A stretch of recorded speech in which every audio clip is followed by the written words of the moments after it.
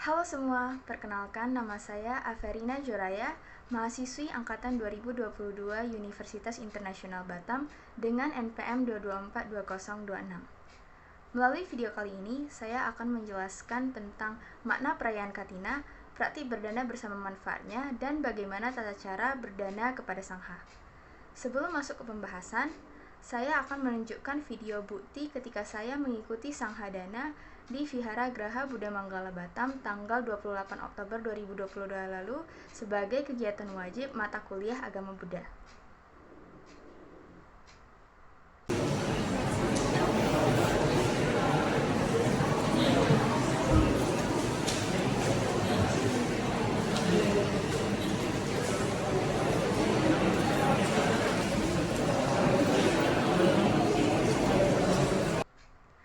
Baik, sekarang kita masuk ke pembahasan.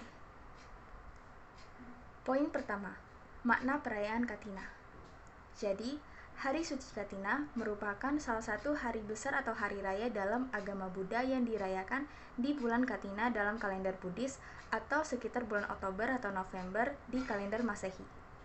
Hari Raya Katina ini merupakan penanda bahwa masa fasa telah berakhir dan umat Buddha memasuki masa Katina. Nah, masa fasa adalah masa musim hujan di daerah kelahiran Sang Buddha. Durasi masa fasa adalah 3 bulan, yaitu sehari setelah bulan purnama penuh di bulan Asada atau sekitaran bulan Juli sampai dengan sehari sebelum hari Katina atau bulan Oktober atau November. Nah, selama masa fasa, para anggota Sangha harus berdiam di suatu tempat yang ditentukan dan tidak diperkenankan untuk berjalan-jalan keluar jauh dari wihara kecuali dengan alasan penting atau mendesak. Selama masa fasa, anggota Sangha mempunyai tugas untuk membina diri dengan baik melalui meditasi dan mempelajari Buddha Dhamma untuk disebarkan kepada orang lain. Perayaan Katina merupakan waktu bagi para umat Buddhis untuk mengungkapkan tanda rasa syukur dan terima kasih kepada anggota Sangha yang telah menjalankan masa fasa di daerah mereka. Sebagai ungkapan rasa terima kasih tersebut, umat Buddha dapat membawa donasi atau sumbangan atau memberikan persembahan kepada para anggota Sangha. Nah, di dalam perayaan Katina, kita sering mendengar dua istilah, yaitu perayaan Katina itu sendiri dan juga Sanghadana. Nah, sebenarnya apa sih perbedaan dua istilah ini? Nah, jadi perayaan Katina atau pada hakikatnya Katina Puja hanya dapat dilakukan di suatu tempat jika di tempat tersebut terdapat lebih dari 4 orang biku atau minimal 5 orang biku yang tinggal untuk berfasa. Dengan demikian, suatu vihara yang tidak dijadikan tempat untuk berfasa bagi 5 orang biku, maka vihara tersebut tidak dapat menyelenggarakan upacara Katina Puja.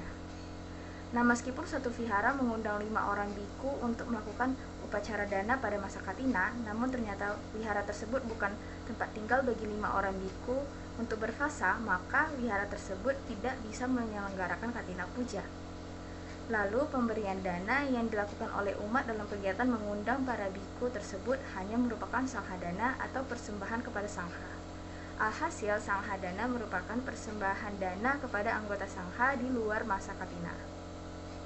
Oke, selanjutnya poin kedua, manfaat berdana. Di dalam ajaran Sang Buddha, praktik berdana memiliki tempat dan pengertian khusus, yaitu sebagai fondasi dan benih perkembangan spiritualitas. Berdana dapat diidentifikasi dengan sifat kedermawanan atau caga, yang mana kedermawanan terdapat di antara sifat-sifat penting dari sapurisa, atau manusia yang baik dan agung. Kedermawanan ini memiliki hubungan yang dekat dengan gerak jalan Sang Buddha. Tujuan jalan Sang Buddha adalah hancurnya keserakahan, kebencian, dan kegelapan batin. Sedangkan pengembangan kedermawanan secara langsung akan melemahkan keserakahan dan kebencian serta membantu keuletan pikiran yang memungkinkan hapusnya kegelapan batin. Nah, selain mengembangkan kedermawanan, manfaat berdana yang lain adalah menambah pundi-pundi karma baik. Seperti halnya semua perbuatan baik, berdana akan memberikan kebahagiaan pada kita di masa depan sesuai dengan hukum kama tentang sebab akibat yang diajarkan oleh Sang Buddha.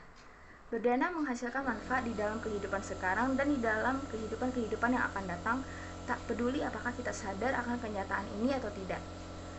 Selain kedermawanan dan karma baik, kita juga dapat melatih sadar atau keyakinan kita terhadap Buddha, Dhamma, dan Sangha. Nah, sekarang kita masuk ke tata cara berdana kepada Sangha. Apa saja yang bisa dipersembahkan kepada Sangha? Umat Buddha berterima kasih kepada para biku atau bikuni yang telah menjalankan masa fasa dengan mempersembahkan kain katina atau katina dusam yang berwarna putih sebagai bahan pembuatan jubah katina. Ini pada hakikatnya diharapkan dari umat Buddhis. Nah, tetapi selain mempersembahkan kain katina, umat Buddha itu juga dapat mempersembahkan 4 kebutuhan pokok para biku atau bikuni, yaitu 1. Ciwara atau jubah, 2. Pindapata atau makanan, 3. Senasana atau tempat tinggal, dan 4. Gilana pacaya besaja atau obat-obatan. Nah, barang-barang yang disebutkan tadi harus dibarengi dengan mempersembahkan moralitas, konsentrasi, dan kebijaksanaan. Dalam berdana ada 3 faktor yang menentukan besarnya jasa kebajikan, yaitu 1. Sifat dari motif pemberi dana. Ini maksudnya niat dari pemberi sebelum, selama, dan setelah tindakan berdana. Inilah yang terpenting dari 3 faktor yang terlibat dalam praktik berdana. Kemudian kedua, kemurnian spiritual penerima dana. Makin mulia sifat penerima dana, makin besar pula manfaat yang akan diterima oleh pemberi dana. Namun jika niat pemberi dana itu baik, walaupun si penerima dana tidak bermoral, si pemberi dana akan tetap memperoleh jasa kebajikan. Kemudian yang ketiga, objek atau barang yang didanakan. Objek atau barang yang didanakan ini hendaknya yang halal, bersih, yang didapat sesuai dengan mata pencaharian yang benar, bukan yang didapat dengan usaha yang tidak benar. Nah, akhir kata, katina merupakan kesempatan yang sangat baik bagi seluruh umat Buddha untuk mempersembahkan persembahan kepada para sangha, di mana perlu diingat bahwa persembahan harus dibarengi dengan sifat dan motif yang benar. Demikian pemaparan dari saya. Terima kasih sudah menonton video ini. Sabe sata bawantu sukitata. Namo Buddhaya Anumodana.